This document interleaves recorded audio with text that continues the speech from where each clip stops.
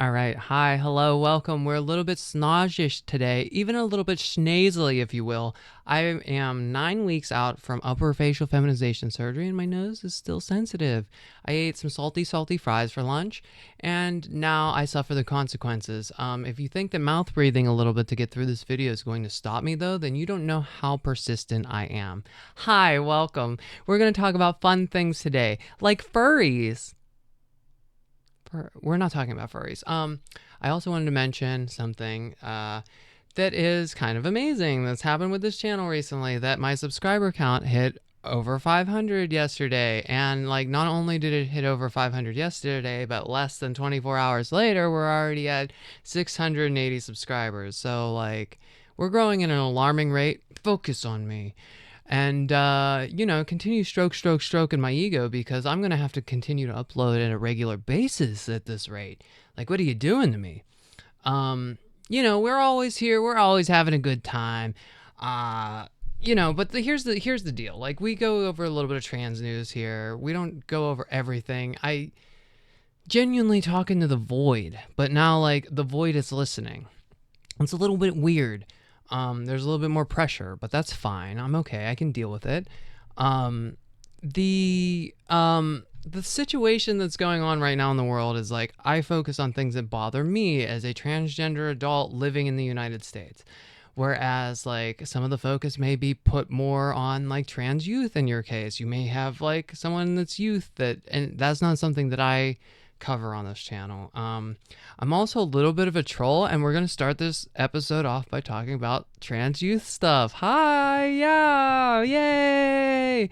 The largest medical organization in the United States, the American Medical Association, has reaffirmed that gender-affirming care for trans youth is medically necessary. What does that do? What does that do at this point? So it doesn't retroactively change any of these laws and regulations that were already put in place. But as I mentioned in a couple videos ago, that like the HHS was ruled by the courts for overstepping with its trans youth care, that potentially things could shape up in a little bit of a better direction. I mean, we're not on great footing right now, but like, is this a turnaround point for trans youth care? And it kind of retroactively, I don't know if I'm using that word, but like, if I'm using it right, but I'm going to do it confidently. It retroactively changes like how the trans adult care is looked at, because if it's protected with trans youth, then it's not really going to slide with adults, kind of thing. Adults are a little bit more protected overall anyways, but like at the same time, if like trans youth care is not going anywhere, adult care is not going anywhere, right? So that's how I look at that. So I want to go and, I want to ease into this stuff, right? We'll start with the nicest story, right? And then we're just going to work our way back. The next thing is like the feel-good story. Like, I know that last one was good. It probably is the feel-good story too. I'm not going to lie. That's kind of would be, warranting of feel-good. But this other thing right here is God made trans people billboard sign in Kansas. So I wanted to like let you know about this. This was a couple days ago, and I'm just finding out about this today. So like, if you're in Kansas, right, and you're a trans person, and your IDs and your birth certificates were revoked, your government issued IDs were just revoked overnight, no grace period. At least somebody out there had enough money to put up a billboard and say that God, sees you. Like, God made trans people, isn't that great? You may face scrutiny and like not be able to like find housing, or you may not have, you may have like license issues, or you may not have updated your identification yet since the new ruling, but at least there's a billboard, right? It's the equivalent of like the old lady that has dementia at like the trailer court, and she's trying to do the hokey pokey, and she loves the hokey pokey, right? But it's her birthday, and everybody in the trailer court finds out that it's her birthday, and then they all go over to the old lady's house and they do the hokey pokey with her. That's kind of what that is. It's like, yeah, you still have dementia, but we're doing the hokey pokey with you.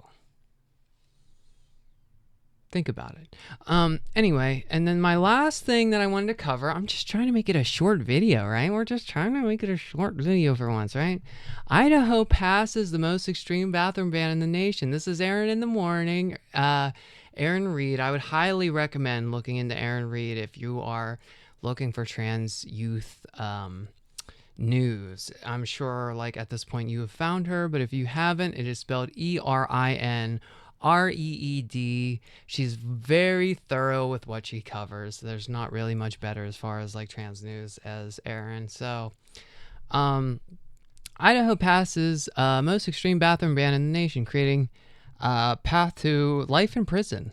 The second offense, transgender bathroom usage, has a 5 years maximum penalty, but 4-year offense, but 4 offenses rather triggers Idaho persistent violator statute, which can carry a life in prison. It can carry a life in prison. It can carry a life in prison. If you use the bathroom 4 times, you could go to prison for life.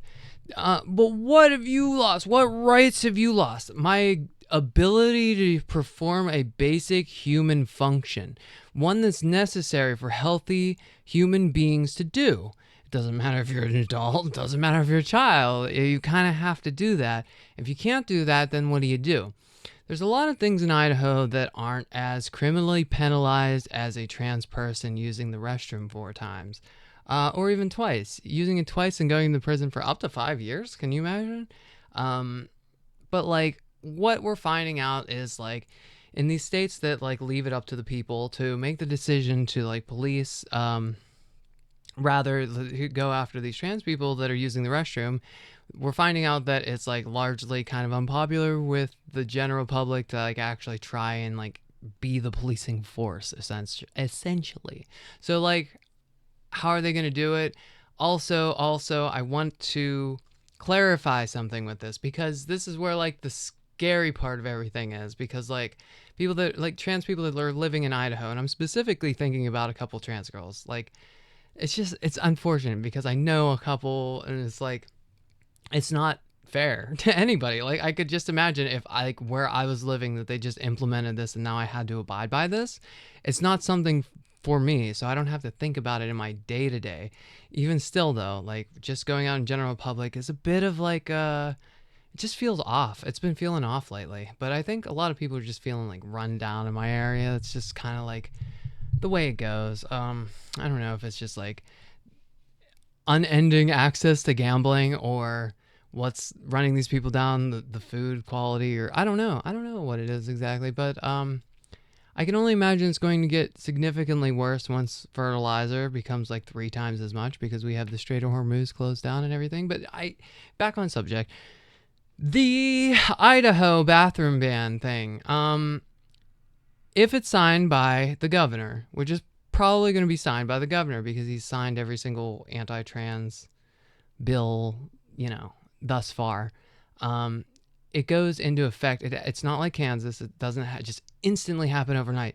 It's going into effect July 1st, which is funny because that's 3 days until Independence Day, right? The day for like freedom, where everyone wears the American flag and they're all happy because they're free and stuff. So it's really going to be an odd time in Idaho for any trans people that are walking around during Independence Day, just a couple days after, and seeing everybody celebrate their independence.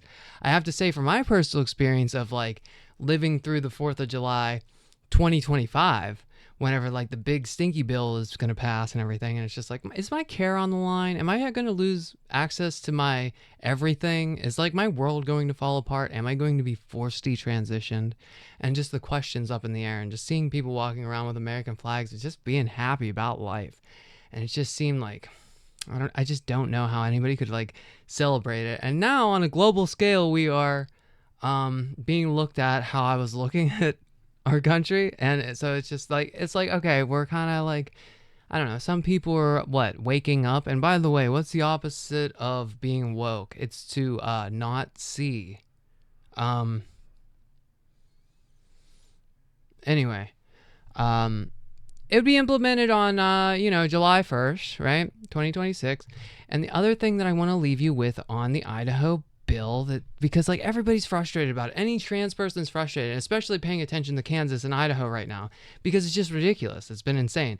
Last year was Florida, Texas. Now it's Idaho, Kansas, and we're not even a third of the way through the year yet, by the way, just to remind you. So it's unsettling times. But the takeaway that I want you to have with the Idaho bill is that there is litigation periods that the courts have to like go through, and like what injunction periods essentially is what it's called, I believe.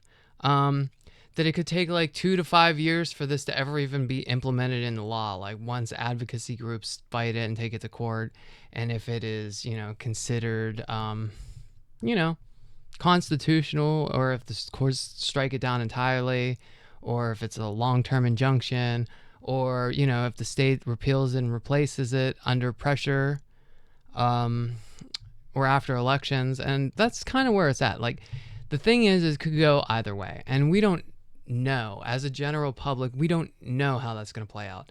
But like the reality is this could disappear before it becomes a thing, right? To my understanding, am I right? I think so. I'm not a lawyer. I'm some nerd that played Xbox a lot, and happened to end up trans. Yeah, that's about all I have for you. I'm keeping it short and sweet so like we can get through it. It's an 11-minute long video. It's gonna be 12 minutes by the time I'm done. I'm just gonna keep rambling at the end. I just like rambling sometimes. I like looking at myself and rambling into the void. But now you're here with me. And you know what? I want you to like the video. I want you to subscribe to the video. I want you to tell your friends. I want you to scream at them. I want you to scream at the top of your lungs at your friend. Your friend, you need to watch this. My friend of mine. I need you to watch these videos. This trans person is on here rambling about how they want to destroy.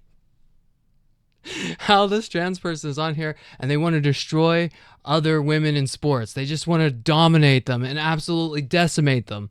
And that's why they're here. And you should watch it. You should see them descend into insanity while they are chaotically coherent, I guess. Until the next video.